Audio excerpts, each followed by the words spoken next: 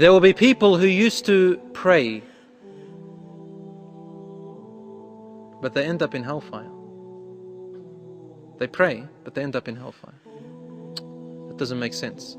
Well, it's in the ayah in the Quran where Allah subhanahu wa ta'ala says, فَوَيْلٌ لِلْمُصَلِّينَ فَوَيْلٌ لِلْمُصَلِّينَ الَّذِينَ هُمْ عَنْ صَلَاتِهِمْ سَاهُونَ الَّذِينَ هُمْ يُرَاءُونَ وَيَمْنَعُونَ الْمَاعُونَ.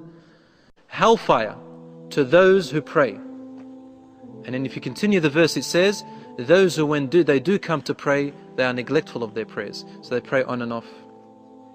They pray carelessly. They pray without wudu sometimes. الَّذِينَ هُمْ يُرَاءُونَ. They are the same people who do good actions just to show off in front of people. So when they pray to please people, to look like righteous people. You know, this sometimes happens when a young man wants to ask the hand of someone's daughter, and that family is religious. Suddenly they start to pray. Okay? Wants to look righteous. They get married, afterwards true colors come out. Allahu Akbar. الَّذِينَ هُمْ يُرَاءُونَ وَيَمْنَعُونَ الْمَاعُونَ. And they are the same people usually who are not generous and do not donate. These people end up in hellfire. However, some of them who prayed some prayers sincerely to Allah subhanahu wa ta'ala, or did some actions sincerely to Allah subhanahu wa ta'ala, after burning, they will have a spot on their head right here. Some section here that will never be burnt. This is in a hadith in Sahih Muslim, that the people who were muwahhidun and used to pray at least on and off sincerely, in hellfire there is a place on their forehead that will not burn. It will stay lighting up. Allah will, Muhammad sallallahu alayhi wa sallam, after people enter heaven, he'll keep coming out and going back in, coming out and going. What is he doing? He comes out standing, out saying, oh my Lord, there are still members of my ummah in hellfire. Please save them. Oh my Lord, your promise is true, and this is your promise to me. Allah gave only Muhammad sallallahu alaihi wasallam among all the prophets this promise, that he will be the only one allowed to save his followers. No other prophet had been given this privilege. So we are privileged to be from the followers of Muhammad sallallahu alaihi wasallam, yeah? That's why we practice his sunnah as much as we can. As much as we can. Loving the Prophet sallallahu alaihi wasallam doesn't just mean when someone swears at him, we're ready to fight him. No.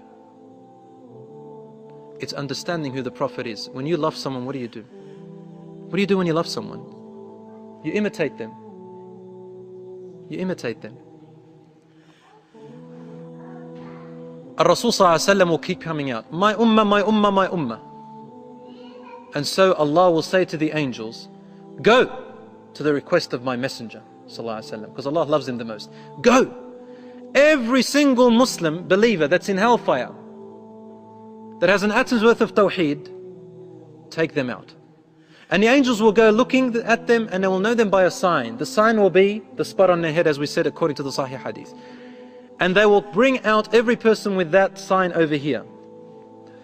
They will save them and take them out.